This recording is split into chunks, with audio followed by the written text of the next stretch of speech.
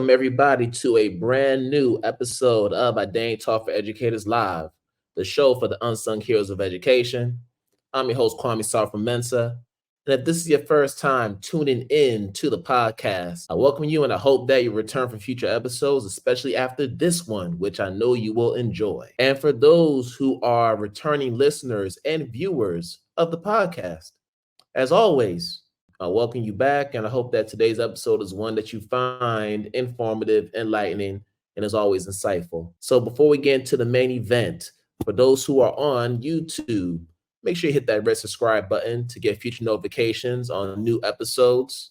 And if you're listening from Apple Podcasts or Spotify, wherever you listen to your podcast, make sure you subscribe there as well. And for those who would like to contribute to our platform and help us continue to grow it, you can contribute a donation to Cash App with the handle $IDTALK4ED and Venmo with the symbol at Kwame SM. That's KWAMESM.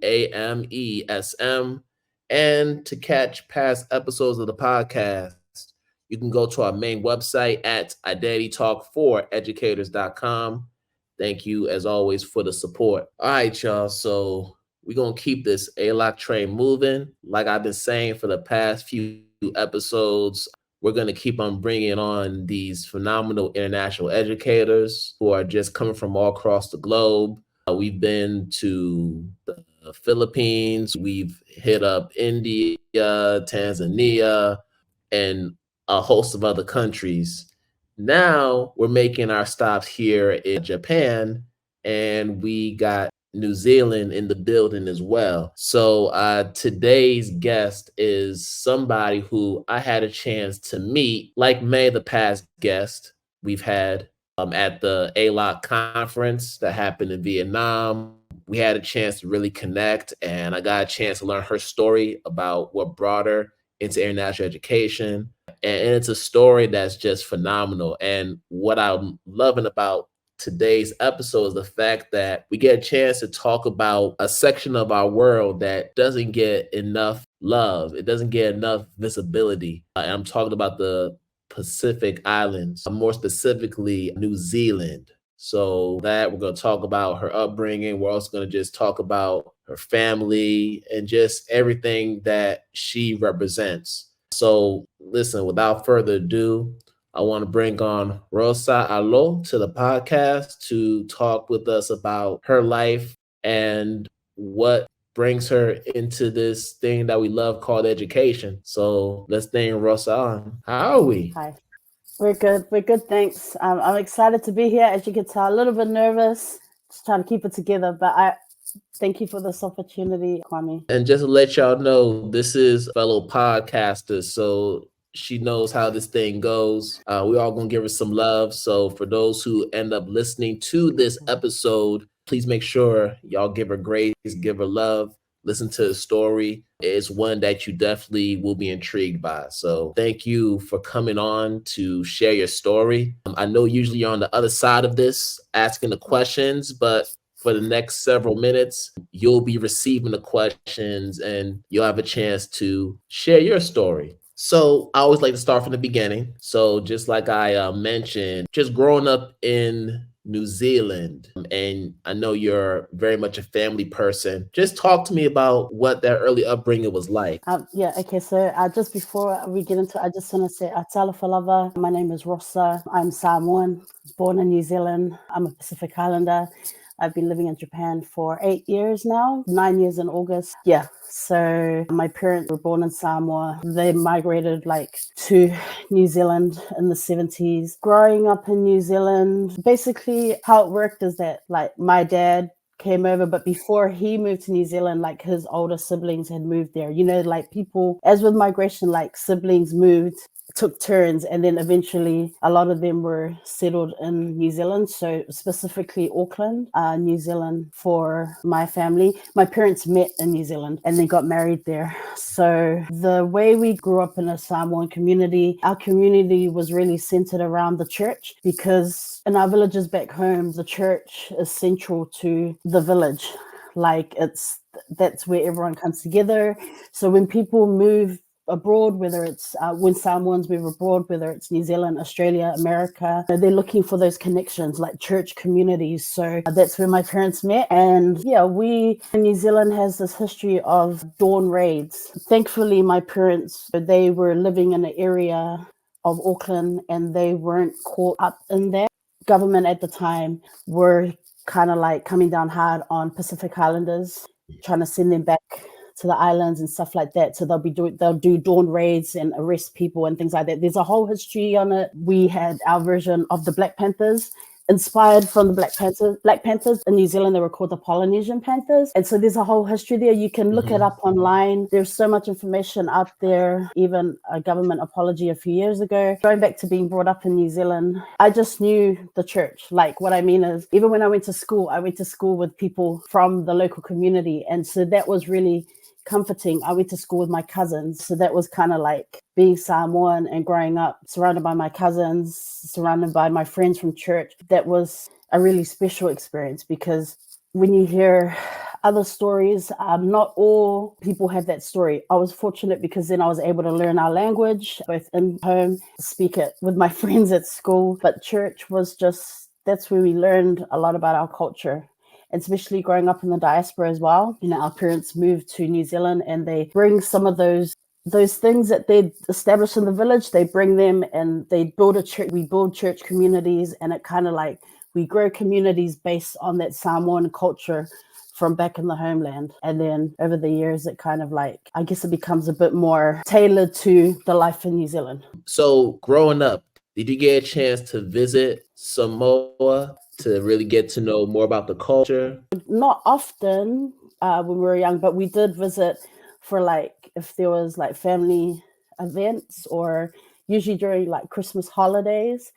It's only like 3.5 hours from New Zealand by plane, so it's not far at all. And I also have to say that there's Samoa, and then there's American Samoa, which is a territory of the US. And that's a whole history in itself. So I would say for anyone listening or watching, if you don't know about our beautiful homeland Samoa, or even our beautiful American Samoa, I would say look it up. There's just so much history there. We would travel for family events. Like in terms of like our culture, we learned a lot of that in my church that I grew up in. So the churches that we grew up in, that's where we were able to use the language in Sunday school, for example. We're able to use the language through hymns, through singing, through performance, like that kind of stuff that came natural to us, because those are the activities that we did in church. So then, of course, when we go out into the communities, because we belong to church, you know, when we go out into like schools and things like that, we're able to take those things that we've learned about our culture, about our language, and we were able to do that in school where they have cultural groups and choirs and things like that. So yeah, again, I grew up, I think at the time we spoke Samoan at home only. So I didn't speak English at home. We spoke English at school only. At the time, I was just kind of like, okay, this is why. Like, why now? I mean, as we got older, I understood the value and why my parents did that. And I'm grateful. I'm grateful because my story is that I can say that I learned a lot because of that. Like, I learned the importance of our language, the importance of keeping our language alive. I learned the importance of understanding our culture, cultural protocols, how you should carry yourself as a tamaita'i Samoa or as a tama Samoa, so a girl or a boy who is Samoan. Learned the importance of just like the way you carry yourself is like that you're a representation of your family, you're a representation of your ancestors and everyone that kind of came before you, right? And then of course, now you live overseas, it's like even more so important to be able to draw on that part of my identity and who I am, because not everyone has met a Samoan, I'm pretty sure. So any opportunity to meet someone is an opportunity to say, oh, have you heard of this Pacific island called Samoa? I'm Samoan. Everyone knows about New Zealand, but when we say like Samoa or Tonga or the Cook Islands or Niue or Tokelau, or people are like not really sure like what I'm, they're really unfamiliar. All right. So I want to talk a little bit about your early days of schooling. On this podcast, as you know, just from listening to past episodes, we dig into this part of your life, because as you know, a lot of what we do as educators is informed by the treatment that we receive at school, either by peers, either by teachers, or by people who are within that community. So I'm interested in knowing from you, were there any experiences that you had that made it difficult for you to fully embrace who you were as a human and really show up the way you wanted to in the different spaces you were in, including school? The one experience that I always share is the experience about names. Like, I feel like when I was at school, no, not I feel like, this is what it was. When I was at school, people didn't know how to say my name. And actually, my full name is Rosa. Like, that's my full name. But I decided once I get to uni, I'm shortening it to Rosa, because, at university, you can decide, you can have a preferred name kind of thing. My name is beautiful. I love my name. But, I went through primary school, elementary school, and high school, people not knowing how to say my name. And can I just tell you something real funny about that? I work at an international school now, and people cannot even say Rosa. Like, people just be putting their own twist. People What? just, it's a whole situation. But what I want to say is, taking it back to school, because my name was always at the top of the attendance roll, because it goes alphabetically. When we were in the gymnasium, every beginning of the year, everyone goes to the gymnasium and you're waiting for them to call out the different homerooms. And it was always so stressful for me, because I knew it was coming. My name would be first and they would butcher my name. And without fail, those teachers never disappointed me. Without fail, they said my name incorrectly in class. I never actually would correct them, because at that time, I didn't know that my voice mattered enough to say, hey, that's not how you say my name. Does that make sense? Now as an educator, okay, so when I became a teacher, I was like, I'm not going to be that teacher. I'm going to make sure I learn my students' names. In my international school, Japan is our host country, so got to learn the Japanese names, Korean names, Chinese names. I just do not want to be that teacher like the teachers that I had, who didn't even care enough to say, could you tell me how to say it properly? How am I saying it incorrectly? So that was a whole thing. It was so stressful. I think there was one year where there was another kid that came and their name was above me. So it gave me that little bit of okay, breathing time before they butcher my name when they call out the homerooms, I mean, I know it sounds silly, but I think I just told myself I'm never going to be that experience.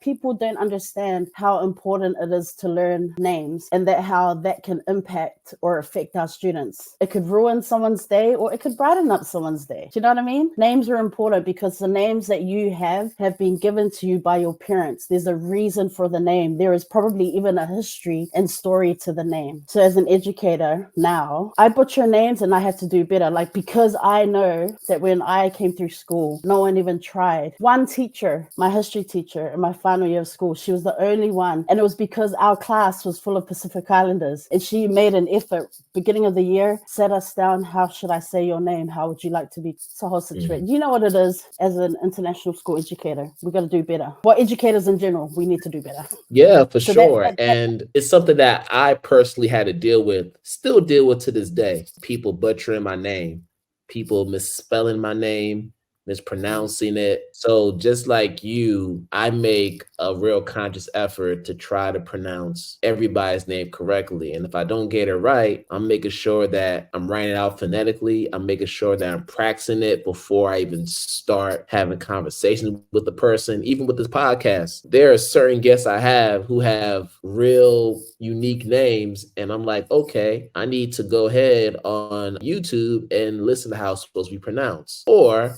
some of the guests, if you go on their LinkedIn, they actually leave a recording of how to pronounce their name. There's a little icon that's supposed to be like a voice or a volume wave where you click on it and it basically shares how to pronounce the name. I use those tools because I don't want to go on a live recording and butcher their name. And if I do, I'm going to rewind and try it again. I mean, it's good that I can do that because these are all pre-recordings. At least most of these episodes, they're all pre-recorded. But let's talk about you wanting to become an educator. So you've already mentioned the fact that you want to do this work. What was the inspiration, or maybe who was the person that got you to want to become an educator? So I saw this question when you wrote this, and I was just like, it's interesting because I've never really said that there was a person that kind of I've never thought about it. There's a person that kind of inspired me to be an educator. I mean, I had teachers who inspired me. I wanted to be like them, but I did not want to be a teacher. What I mean is I wanted to go into social work, but at the time when I finished school at 17, I was too young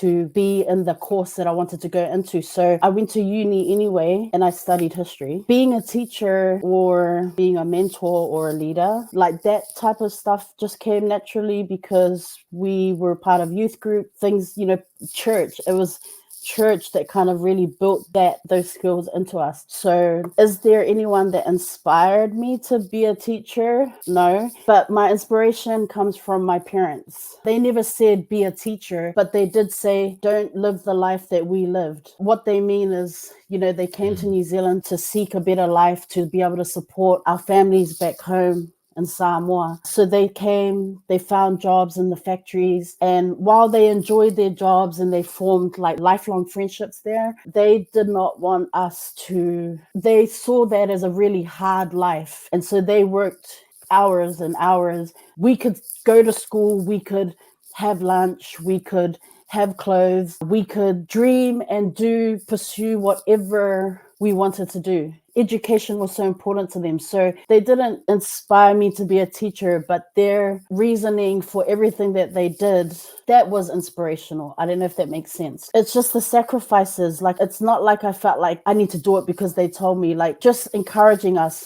Whatever you want to study, if you want to study, do it. Whatever you do it good and enjoy it. Like, they gave us that freedom. They didn't pressure us to do something. So naturally, I just was kind of like, went to uni, studied the subject that I really enjoyed, went overseas and did this program for 2 years. And it was there actually that I decided, I'm really good at this. This is so much fun. Like, I want to know more about teaching. So actually, that's where I decided I wanted to go into education. But if I was to say anything, I'll just say it's my parents and just they at the core of who we are today and the different paths or career pathways that my brothers and I have taken. And speaking of your parents, I know that when we were talking off camera, way back when you were sharing about just your early life in New Zealand, you mentioned quite a bit how much of a role your parents played in your life and also how close-knit your family is, right? So when it came time for you to make that bold move to move from New Zealand and start this international education career, what was the reaction from your parents knowing that you'll be just miles and miles away? I know it had to be difficult to break that news to them. Yeah, I mean, I think when anyone leaves, like I remember when my brother moved to Australia one year,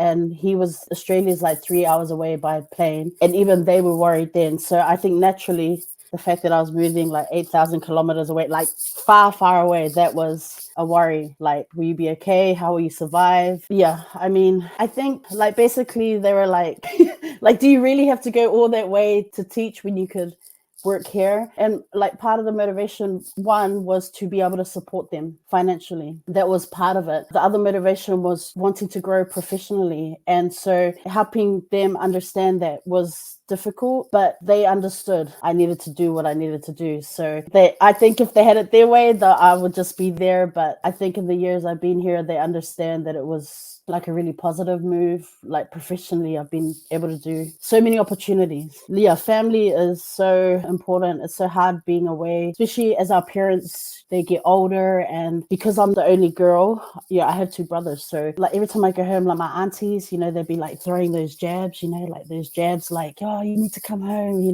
they're just like, they just be, oh, it's your role, it's your duty. Because in our culture, it's the duty of the girl too. They be like stabbing me in the heart every time with those comments. Whereas, my brothers, they support the reason why I'm here and understand that it's been a good move because I've been able to support my parents because of that. Do you know what I mean? That's Right. hard. Like dealing with those comments is really hard. But as long as my parents are happy and they're like, we understand why you did this, do a good job, love your job. As long as all that matters to me is what my family says. They can keep throwing those jabs and like those comments, but it's not gonna like, that's island aunties for you, man. Islander aunties for you.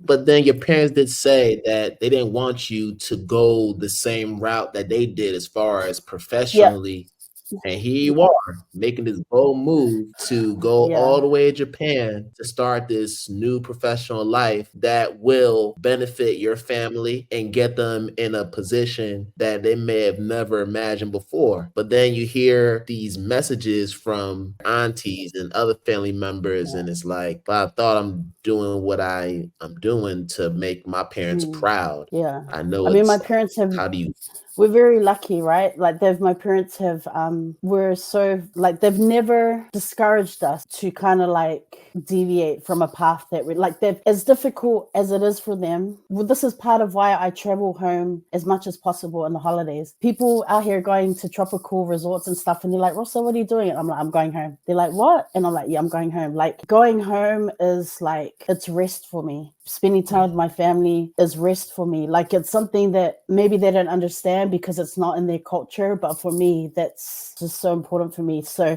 yes, my parents have sacrificed a lot. They've never discouraged us to not follow what we want to do. They've just always said, if you're going to do something, you do it well. So this season, Identity Talk for Educators Live will be including ad spots for businesses, products, and events that are adding significant value to their communities.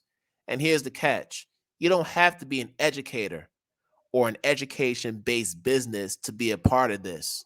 We're looking for people who are just doing great work in the community, and we want to use our platform as a way to amplify their work. So if you are an entrepreneur or you know of an entrepreneur who is doing just that, bring them in our direction. Have them reach out to us. If they want to learn more about their ad spots and how they can get themselves promoted on this platform, they can contact myself, Kwame at identitytalkforeducators.com. I'll say it one more time. It is Kwame at identitytalkforeducators.com. Hope to hear from you, and let's keep on amplifying our work and building each other up. And then you start to just mention about some of the challenges that come with being an international educator. And these are challenges that we all go through at some point in time. But I'd love for you to just deep dive into this a little bit more for our audience. So since moving to Japan and starting this career, what have been some of the ups and downs you've experienced, either personally or just on the job? Because I know being from either New Zealand, Hawaii, Samoa, or just any part of the Pacific Islands, you don't really see that a whole lot in international schools, particularly in the Asian countries. That's not something that's really common. So I'd love for you to just talk a little bit about that, like what that's been like and some of the other challenges. Yeah, I think something that I've really struggled with at international and still struggle with since being an international educator is this idea of privilege. I remember when I first came, students just assumed that I was like middle class. There was a conversation in one of the very first classes that I did, and students talking about where different teachers come from. They were like, you talk different, accent is different. So the whole accent thing, I had not heard that conversation before. That was new. And then also that they just assumed I was from like very well off. So this talk of like privilege, and I understand a Pacific Islander living overseas as a woman, an educator of color, a woman of color. Yes, there are some privileges that come with that. But what I struggle with in terms of the privilege is student privilege. Like when people talk about students and label them based on privilege, sure, they come from a family that is wealthy. It's their parents. That privilege comes because of their parents' businesses or work. But I don't believe that we should label a student based on that. I don't think it's right to label students based on that. I don't think that we should be taking our learners as they come to our class. At the end of the day, students only know what they know because of what they've been taught or the things that they're surrounded with outside of our school. We don't have any control over that. So I really struggle when there's conversations, like even when you go to conferences and things like that, conversations about like student attitudes and it's tied to privilege. And I'm like, I think you need to separate that. Like you can't say they're behaving a certain way because they're just spoiled rich kids. Like I just don't believe that's right. And okay, so maybe I haven't been on the international education scene for as long as other people, and maybe I sound naive talking about this. I don't know. That is a conversation. It's been hard to kind of like understand. And then also being a Pacific Islander, now there's two of us at our school, but just kind of like finding where I fit, because I fit if I Mhm. say I'm from New Zealand. But when I say I'm from Samoa, when I talk about my villages, when I talk about my people, it's like people not really like interested or want to know, like. But if I'm from New Zealand, that's how I'm grouped, because I'm a New Zealand trained teacher. I was born in New Zealand. That's where I come from. But being here in Japan, like being abroad, I'm always like, I'm Samoan. I just happen to be born in New Zealand, kind of thing. People, they're like, what? That's weird. So you're in New Zealand? I'm like, yeah, I was born there. But that conversation has been, it doesn't annoy me. I just think that, Mhm. yeah.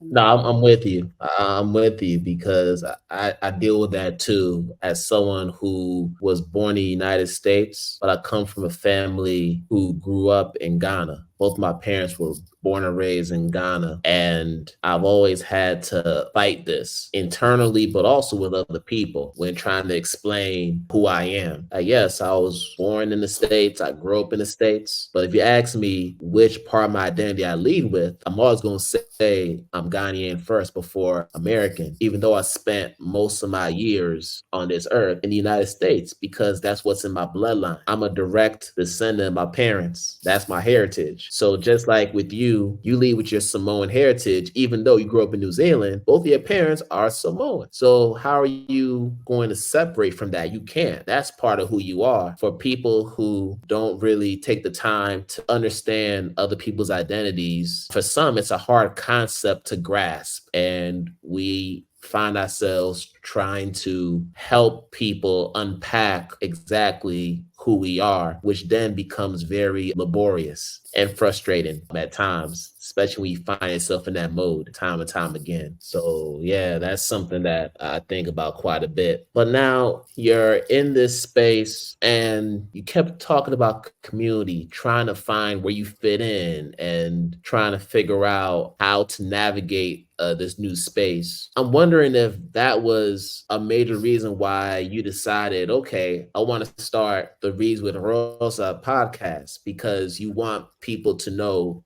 where you're from. You want people to know about not only your identity as a Pacific Islander, but the identities of other Pacific Islanders, and just the fact that they do a lot of incredible things that don't get highlighted. So I'd love for you to just share what got you thinking about wanting to start a podcast. Yeah, it's interesting that you're the second person who's asked that question, because up until that point, like a few weeks ago when someone first asked me, I had never like considered that the whole building community and trying to maintain those connections. Like I'd never thought of the podcast as being that way. Like the way I started the podcast was I just wanted to create a space where I could bring in people, Pacific Islanders, BIPOC people, to share their stories. Like I just wanted to just have a space where I could bring people that were doing things that inspired me, doing things that I loved, my favorite things like music, the performing arts, sports, all that. Like I never thought of it as like I want to stay connected to people, Pacific Islanders around the world. It kind of just naturally became that. So I've had like the podcast, it happened, it just kind of like happened, but it's going to be 3 years next week, like on April 1st, it'll be 3 years. So it kind of sounds like I didn't have any direction at the beginning. I really just wanted to bring on people that I loved, and really they inspired me, they encouraged me. And I just wanted them to share their stories, and I wanted to share their stories with the world. That's really what it was. But also highlighting Pacific Island writers. Like I used it also as an opportunity to try and bring in Pacific Island authors that I could connect with, bring them on to tell their stories.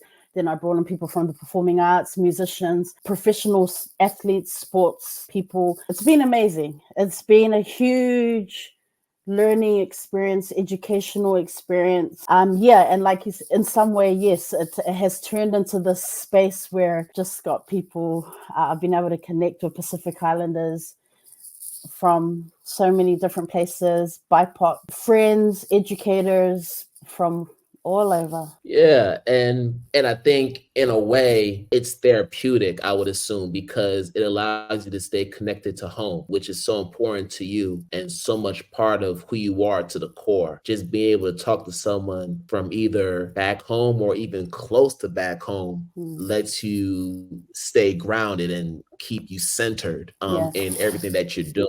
I would think. Yeah, I mean, I have to say that I'm pretty lucky. I feel blessed because I actually have communities here that I'm a part of. That so for me, I think I might have shared this with you. Like for me, work is work, and then I have Yeah. things that I do outside of work. Like work is like cut, and then I have it outside of work life. So I'm part of the Samoan community. I'm part of the New Zealand community. A lot of expat teachers here. So part of the New Zealand community, we have a kapahaka group, which is kind of a performance group. So we perform at the New Zealand Embassy, tourists, New Zealand tourism events. We have a Samoan embassy here. So I'm lucky that I have those connections. Not everyone has that. So outside of work, I have my people, my ainga, my family away from home. And then this podcast really is, maybe it's just a teacher me, I don't know. It's really just an opportunity to kind of like highlight people and give them their flowers, because there are so many podcast platforms out there and they're just highlighting kind of the same types of people, whereas I like to think that we're doing things at the grassroots level. I'm just trying to bring on people who have been doing the hard yards, just so passionate about what they do, but they're not getting that recognition. So if this can be a platform or space where I can give them their flowers and let people know, hey, you should check this out, go look at this person's artwork or whatever, then if it inspires me, I just hope that it can inspire someone who's listening or watching. That's really, and I also one thing I always forget is like, I cannot forget are my friends, my teacher friends here. They inspired me to do the podcast because I was doing a stint on another podcast and they were like, Rosa, you can actually do your own podcast. So they just keep planting those seeds. Like they really believed. I had this like whole imposter syndrome thing and I was just like, who am I? I'm not good enough. Like I'm not a podcast host. Like I'm the worst public speaker. So yeah, I just, want to shout out my friends who just really believed in me and just pushed me to say they're amazing. Oh, that's what's up. And I don't want you to undervalue what your podcast is doing for listeners, because what you're doing is something that's rare. And I've told you this before, and I've even said it publicly on my social media channels. You don't hear a lot about the Pacific Islands and the different countries within it. Now, typically, you look at media, you look at Hollywood, you look at movies, you'll hear a lot about some of the Polynesian countries. Like you'll hear about Hawaii, you hear about New Zealand, you hear about Samoa primarily, but then you have the Micronesian countries, you have the Melanesian countries, you have movements that are happening in other parts of the islands that none of us are even aware of unless we do the deeper research. So for you to be able to have a podcast that allows you to bring some of those stories to life is such a powerful thing. And I just want to make sure that you're aware of what you're contributing to that space, because it's something that we don't always take the time to acknowledge because we're so caught up with just getting to the next interview, trying to find the next guest to interview, editing the podcast, getting it uploaded to the YouTube channels and other platforms. So one of the reasons why I wanted to bring you on was to give you a chance to really reflect on that, because I don't think you've had a chance to really just look back and just say, wow, like I've done a lot of work, a lot of great work with a lot of cool people. Cool people, right? Like the thing with me is with the podcast is that I have people. So I have a wish list at the beginning of every year. I make a wish list and I just write down people that I want to bring on the show. I follow and observe, like I'm an observer. I like follow the work, I observe, I research. Like I want to know what make these people amazing folks tick. Like I want to know why they do what they do, all of that. And so I can have someone on my wish list for 2 years. Like I've literally had people like beginning of last year, where we were kind of like, because they're busy schedule and we're like scheduled an interview for this year. That's really how I have openings. But I just watch, I just read into people, I look, I see what's some upcoming work. And that's not to say that everyone is. Sometimes, like I've had amazing professional single mothers on the show. Those stories are important. You know what I mean? Like I'm not looking at any one particular place. And so in reflection, when I think about my whole process, like the whole taking time to really understand people and why they do what they do, like that really helps me to do what I do on the podcast. Because people ask, how do you choose people that you come on? And I say, man, I have some people on that list for a year. Some, if it's a writer especially, they have a lot of engagements. I'm like, I can wait people always say, do you mind waiting? I'm like, I don't mind waiting. Like, that just gives me more time to process. And I think I can't even believe it. Like, just done 130 episodes. When I started this, my friend who lives in Melbourne, at the time we had never met in person, but through church things online, she was doing all the editing for me on the very first year of the podcast. And I was just doing, so It was a lot of work. Then she has taken on a residence. She's a writer, so she's doing her thing. And so the second year I took on, and so I had to learn all of that, right? And like you say, so much goes into podcasting because my job, I'm a teacher. Like, that is number one. Like, my job is my job. That's what I'm passionate about. I'm also passionate about this, but I do it on the weekend or like in holidays and stuff. So at the beginning of the year, I'm like, I schedule in, like, I literally have a Google sheet for every podcast here, and it's got a list, my wish list. I write down all the dates. I block out holidays and make sure that I've got content leading up to that. So I never record over summer break or winter break or any break. That's downtime. Yes, it's it's just talking about it actually with someone who is also like yourself, a fellow podcaster. It kind of puts things into perspective and go, wow. I feel honored when people come on the show because I'm like, they're just amazing. The caliber. I mean, you've been on the show too, and I'm just always in awe of these people. I'm just like, wow. Yeah. Awesome. So we could talk about your podcast all day, but I want to start to wrap up this incredible conversation with this question that I ask everybody. How do you stay true to the teacher in you? I'm just remembering my why. Like, I'm remembering, again, going back to my parents, because it's just remembering why I do what I do. So again, going back to, I'm here because of their sacrifices. I've lived because they lived and they provided as much as they could. That it's as simple as that. Like, my family name, everyone that came before me, that is how I stay true to myself. Learning to have a voice, being in the international space, teacher, education space for 8 years now, I've really learned the importance that my voice has. And saying that, always at the back of my mind, how am I representing my family, my parents, always, especially when I have a bit of an angry moment and I'm like, yo, back up, wait. Like, gotta keep it, like, always gotta check myself. I can't forget, like, why I'm here. That's it, all related to my family, to my parents. Rosa, thank you so much for coming on to the show. This has been awesome. We might have to do a part 2. I know it took a lot for you to come up here, but I'm so glad that we're able to have this conversation. For those who may not be familiar with the Reads with Rosa podcast and the work that you're doing, how can they connect with you, but also catch up on all those great episodes from your podcast? So let them know how they can connect. Yep, it's just at Reads with Rosa, all in one, all one word, no hyphens or anything. Just at Reads with Rosa on all social media platforms, everything, YouTube, TikTok, Instagram. And if you're interested in like texts, like books, Pacific Islander books, authors, my Instagram is the podcast and a Bookstagram account. If you're a teacher looking for any texts, you want to kind of like delve into writers from the Pacific, I can help you with that. I do a lot of work around that, advocacy work around that. So yeah, connect, at Rita Rosa on all social media platforms. I just want to say real quick, Kwame, thank you so much.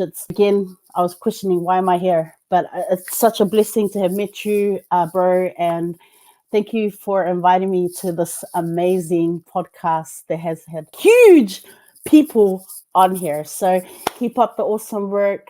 Stay blessed. And lots of alofa for you and your family. So thank you. All right. So we'll do this again soon. Thank you again, Rosa, and love to your family, and talk to you real soon. Thank you. See ya. Thank you. All right, y'all. So we're going to end another episode of IDTALK4ED Educators Live. And as always, wish you all good morning, good afternoon, good night, wherever you are in the world. We're going to do this again another time. Peace out, everybody.